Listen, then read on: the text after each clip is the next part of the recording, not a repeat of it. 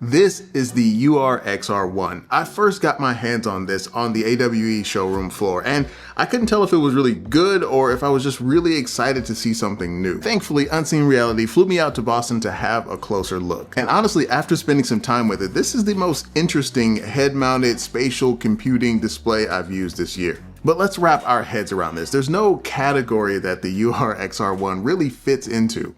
It's not a standalone VR headset like the Quest, and it's not really AR glasses either. It's kind of a hybrid. It's more of like a spatial computer that uses a tether to get things done. And at 93 grams, it kind of fits in the glasses territory, but as soon as you start to use it, you clearly see that that isn't the case here. The engineering around the URXR One is the first thing that lets you know that the design here was extremely intentional. There's no head strap, and the glasses sit slightly off your face to stay comfortable. It's not too close to your eyes. And at first it seemed like a negative, but after using it for a little while, exactly where the URXR One sits is perfect for keeping everything crystal clear. And the clarity is really where the URXR One earns its price tag. It currently is on a Kickstarter at a special Kickstarter price for $7.99, and it will go up to $8.99 after that. And considering where we are with hardware prices, $8.99 is fairly reasonable. There's a lot of tech packed in here. There's dual micro OLED panels that measure just above an inch at 2448 by 2064 resolution in each eye. And that's roughly 5K. It's running at 90 Hertz and the pixel density is at 36 ppd. Now, if you're worried about that being low, you really can't tell. Here's some through the lens footage where everything I looked at through the URXR One looked absolutely crispy. The brightness lands over 120 nits per eye, even up to about 140, which is more than enough for any indoor viewing. And the pass-through was really impressive. It's 2328 by 1728 at 90 frames per second. I'm gonna put a pop-up over here. Now, what you're seeing here is both real life and what's coming through in pass-through. Like, you can see the display, the pass-through in real life, and you can see everything's kind of matching up one-to-one. This is how low latency the pass-through is. I think officially it's like under 10 milliseconds of latency, so it really feels like you're kind of looking through glass as opposed to looking at a video feed. But honestly, guys, the real standout thing here is the design of the lenses. Instead of the typical birdbath, shallow, short lenses that we see in display glasses, the URXR One uses mini pancake lenses like we're used to on VR headsets. And let me tell you, that makes all the difference when wearing it. You're getting 80 degrees horizontal by 56 vertical, so that's a 90-degree diagonal field of view. So you'll feel right at home if you're used to using like a full headset. So one of the first things I noticed was that in the iPad aspect ratio, when turned sideways, there were black bars on the side, but it actually has a vertical view. So you can change the aspect ratio to vertical and not see bars on the left and right and browse TikTok or whatever you want in the normal vertical aspect ratio. It's really, really cool. But the real reason I was so excited to get to Boston to meet with the team and talk about the capabilities of this device was that there is more than meets the eye here. This isn't just plugging in the glasses for a display. There's actually spatial functionality here. You get a native 3 degrees of freedom and 6 degrees of freedom, which can be flipped back and forth with the push of a physical button. It has a dual camera slam setup, so it's able to track your head in space. There is compute power on the URXR One itself. So the processing is happening on device, not just tethered from your phone or laptop. There are 4 forward-facing cameras handling both the pass-through and the slam. The team at Unseen Reality had a surprise in store. They showed us an app that they're working on. There is an Android app that extends the functionality of the URXR One to allow not only hand tracking, but also a very Vision Pro-like launcher to give you kind of an environment for you to open up apps and view content. The hand tracking seemed to keep up really well. Now, we were in a very brightly lit room, so I didn't get a chance to try it in different environments, but pointing and pinching felt just as natural as you would be used to. Now, this is all under development. This was a sneak peek, and it felt really good for it to be just kind of in a alpha state before launch. I can imagine this will get a lot better as they polish it up.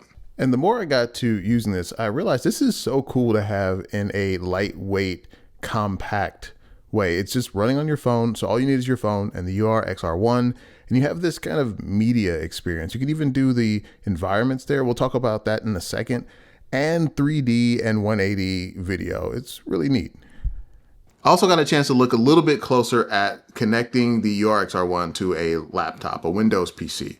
And what I noticed here with that was particularly cool is that you're able to look at the window that is coming from your laptop, right? Just the mirrored display of your laptop, but you're also able to open other windows. I could open the mirrored screen of the laptop, but I could also open additional windows, which is really cool.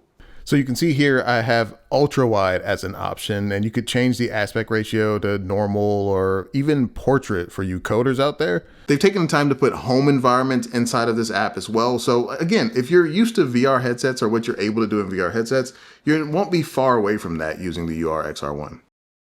And of course, because we are in a stereoscopic headset, we needed to look at some 3D footage. I took a look at the trailer for Avatar and it looked really good. The typical amount of depth that you would expect from a headset, obviously that doesn't translate here on the flat screen, but it really did look good. And like I mentioned earlier, you can turn on environments, even a cinema theater environment they showed me here. So I can turn that on and completely black out the room around me. There were even dynamic light reflections on the ceiling and floor in the cinema environment. Yeah, there you go. So yeah, it was everything you would expect about a cinema viewing experience. And for those who like the immersive environments, the URXR One team has worked on those too. So here's like a beach scene, which is pretty cool. You can even change the opacity of the background. You can see here's that moon scene that you're familiar with. You can turn it up or turn it down, depending on your preference. I feel like pass-through is probably going to be the most favorable setting for such lightweight glasses, but the options are here. And the team was particularly proud of this beach scene. These aren't just 360 panoramas. If you look at this beach scene, the water is actually moving on this one. I thought I was actually just tired from the flight, but you can see the water is moving along the beach here. Pretty awesome. There's no audio built into the URXR One, so you will use the audio from the laptop or the device that you're plugged into, maybe your earbuds. There's also a 4 microphone array on the headset itself, so you can use it for calls or video calls or anything you might be doing through your laptop. Unseen Reality even had a Steam Deck on hand so that we could plug in the URXR One and see the big screen. Now it did take the screen off of the Steam Deck and display it just inside of the headset. And that's fine. I don't think you would need to see both at the same time anyway. But with that said, the device that you plug into the URXR One needs to have enough power to power the headset itself. Now, Unseen Reality is prepared for this. They are developing a power bank to go alongside the URXR One to kind of bridge that gap for power or extra connectivity. The power bank will have 10,000 milliamp hours, so way more than enough than you'll need, and it keeps all of the weight off of your face. You don't want anything up on the glasses or the headset anyway, but just know that the URXR One is not self-powered. It will need power from the input source or the power bank. For my glasses wearers out there, they have you covered. There are magnetic prescription lenses you can add to the URXR One. They just pop on and pop off in case you're sharing the device. So, final verdict. Are they good? Based on this hands-on, I would say yes, especially at the sub $1,000 cost that they're trying to launch this at. I think it's a really solid product. It's an extremely thoughtfully engineered piece of tech. The pancake lenses solve the field of view problem that you're normally seeing with glasses, and the 93 grams lightweight fit plus the kind of immersive view solves the issue that we've had so long working in VR headsets. What I can't tell you is how it holds up over a long time. I was only able to demo a few things for a few hours, but I can say it does seem to vent heat really well. I didn't feel a lot of heat on my face or anything like that. But I feel like I need to put it through its paces. I need to see more and try to do a lot more with the URXR One. This is very early. Check out the Kickstarter. It's clear that people want this. I think they're almost at $1 million in the Kickstarter. But if you want to see a full review of the URXR One, hit subscribe and we'll see you here next time in the construct. Peace.